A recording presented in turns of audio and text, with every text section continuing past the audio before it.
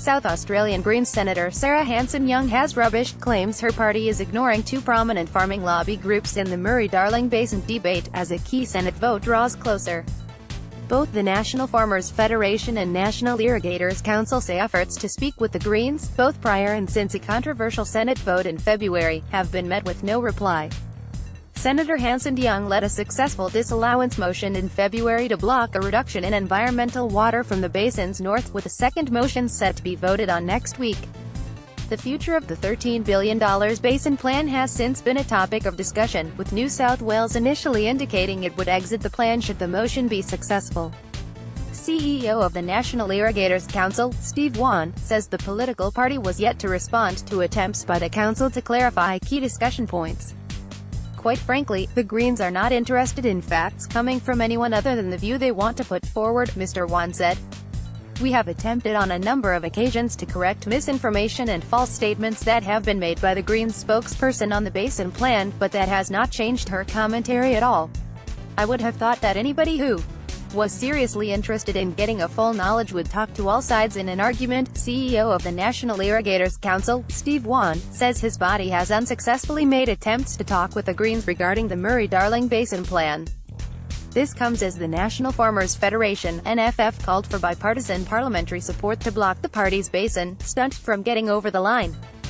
President of the NFF, Fiona Simpson, also said efforts to flesh out conversation with the Greens were yet to get off the ground. We have certainly attempted to explain to them that measures, such as the sustainable diversion limit, are about attaining environmental outcomes in a way that we think is more effective, she said. They do seem fixated on the strict megaliter limit that was agreed on, and do not seem to be focused on outcomes.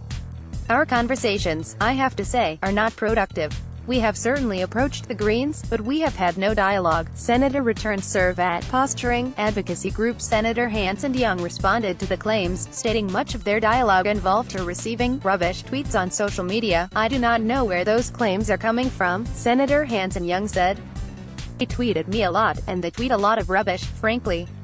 If they want to sit down and have an honest conversation about how we save the river, and that means ensuring we keep adequate environmental flows, I am always open to sit down and have a conversation, she said. In her opinion, communities in the south of the basin are still being sold up the river by corporate interests.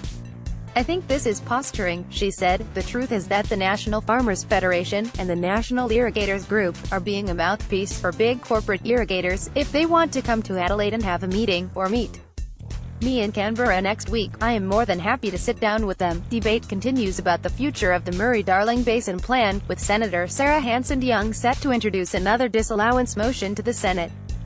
Key basin vote edges closer amid dramatic week despite slated for the same day as the federal budget. A motion to block changes to the basin plan is expected to hit the federal Senate on May 8. The disallowance sets out to scrap a suite of 36 projects aimed to achieve sufficient environmental outcomes using 605 gigaliters of less water.